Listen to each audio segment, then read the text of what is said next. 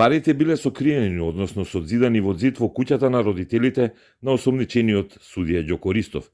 Истражителите и обвинителството добиле одобрување од судот за претрес на куќата во Неготино, во рамки на истрагата за корупција во која е вклучен апелациониот судија.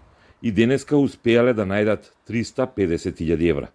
Парите се наоѓале во празен простор за зид од цигли, врз кој имало и плочки, потврдија за Телма извори запознаени со истрагата.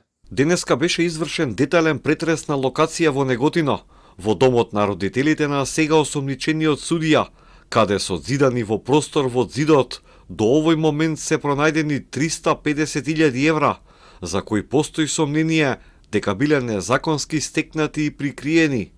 Претресите и другите истражни действија продолжуваат, а јавноста ќе биде известена за натамошниот тек на постапката. Но ова не бил прв претрес во објекти поврзани со судијата Ристов. Вчера била проверувана викендица на судијата во близина на Неготино, а пред еден месец имало и претрес во друг објект. Судските наредби биле добивани, но истрагата не можела да ги потврди сознанијата за сокриени пари. Клучните информации биле добиени од припадници на безбедносните служби, а обвинителството соопшти дека истрагата била подкрепена и со информации и известувања од тајната служба АНБ. Известувањата, како што дознава Телма, се однесуваат на повеќе локации за скриени бункери за пари во куќата во Неготино. Истражителите при претресот откриле еден празен бункер, за кој истрагата претпоставува дека порано се користел за криење на предмети и пари. Истражителите користеле и специјални апарати за така наречена проверка на внатрешноста на зидовите. Парите на крај биле откриени во зидот, сокриени на ист начин како што го прават мексиканските наркокартели. Судијата е осомничен за противправно стекнување и прикривање на имот, но има судијски имунитет поради што не е приведен. Истрагата ќе продолжи, а од обвинителството тврдат дека станува збор за прва од ваков вид истрага во државата.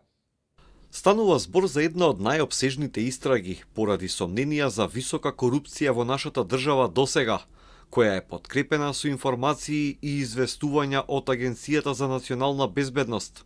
Действијата, координирани од јавниот обвинител, ги преземаат припадници на одделот за борба против организиран криминал при Министерството за внатрешни работи и Управата за финансиска полиција, чија посветеност и професионален интегритет придонесе за успешно разоткривање и обезбедување докази за еден од најсериозните и најсложените облици на криминал.